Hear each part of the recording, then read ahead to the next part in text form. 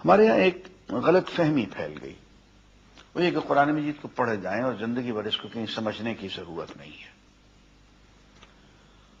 اور فرمایا کہ تلاوت کرنے پہ ایک حرف پہ 10 نہیں کیا اور دوسرے حرف پہ. بھائی تلاوت کا خود مفہوم کیا ہے؟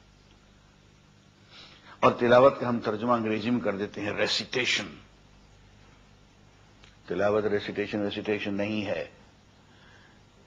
تلاوت کے معنی پیچھے پیچھے آنے کے ہیں، پیروی کرنے کے ہیں، سمجھنے کے ہیں، فالو کرنے کے ہیں. خود لفظ تلاوت کے اندر سمجھنے کا مفہوم موجود ہے. اور صحابہ کی شان سے یہ بات بالکل بعید تھی کہ قرآن مجید پڑھیں اور سمجھیں نہیں. سمجھیں گے نہیں تو اس پہ عمل کیسے کریں گے؟ اور اس پہ تو کھلی کھلی احادیث موجود ہیں.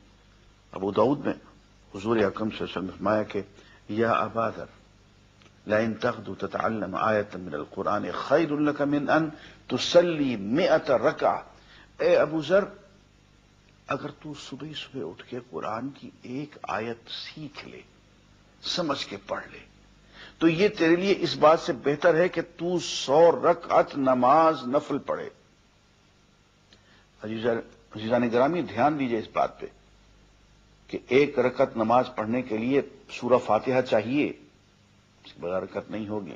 7 آیتیں یہ ہیں، کم از کم 3 آیتیں اور چاہیے تلاوت، اس کے بغیر رکعت نہیں ہوگی. پھر اس کے ساتھ رکوع بھی ہے، سجود بھی ہے، تسبیح بھی، تحلیل بھی، تکبیر بھی، درود بھی، دعا بھی، سلام بھی. فرمایا کہ 100 رکعتیں جن میں کہ کم از کم 1000 آیات کی تلاوت ہو، ان سب کے مقابلے میں ایک آیت کو سمجھ کے پڑھ لینا افضل ہے. عبداللہ بن عباس رضی اللہ تعالیٰ عنہ فرماتے ہیں کہ ہمارا ذوق یہ تھا، اور اس ذوق میں ہمیں حضور اکرم صلی اللہ علیہ وآلہ وسلم نے ڈالا تھا کہ ایک قرآن کی چھوٹی سے چھوٹی سورت، مثلا سورت والعصر، سمجھ کے پڑھنا ہمارے نزدیک پورے قرآن مجید کو بغیر سمجھے پڑھنے سے افضل قرار دیا جاتا تھا. عزیزان گرامی، جب تک کہ ہم یہ ذوق اپنے اندر پیدا نہیں کریں گے فہم قرآن کا، اس وقت تک بات نہیں بنے گی. اب دیکھیں نا آیت کیا، قد جاءکم بصائر من ربکم. دیکھو تمہارے پروردگار کی طرف سے تمہارے لیے آنکھیں کھول دینے والی بصیرتیں، آنکھیں کھول دینے والے حقائق نازل ہو چکے ہیں. فمن ابصر، جس نے آنکھیں کھول کے پڑھا، فلنفسہ، اس میں اس کا اپنا بھلا ہے. ومن عمی فعلیہ، اور جس نے اندھا ہو کے پڑھا، اس کا وبال اس پہ ہے. استاد کب کہا کرتا ہے اپنے طالب علم کو کہ میاں آنکھیں کھول کے پڑھو؟ کیا مطلب ہے اس کا؟ سمجھ کے پڑھو، دھیان سے پڑھو، غور و فکر سے پڑھو.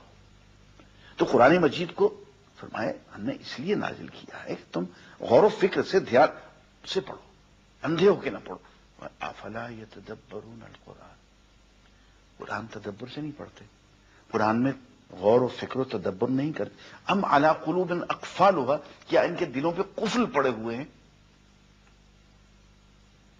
یہ سب باتیں قرآن مجید میں ایک جگہ پہ نہیں، 20 جگہ پہ کہیں نہیں. میں کتاب، یہ کتاب ہے، انزلناہ الیک، ہم نے آپ کی طرف نازل کر دی ہے، مبارکن، بہت برکت والی ہے. کیوں نازل کی؟ لیدبروا آیاتہ، تاکہ لوگ اس کی آیات میں تدبر سے کام لیں.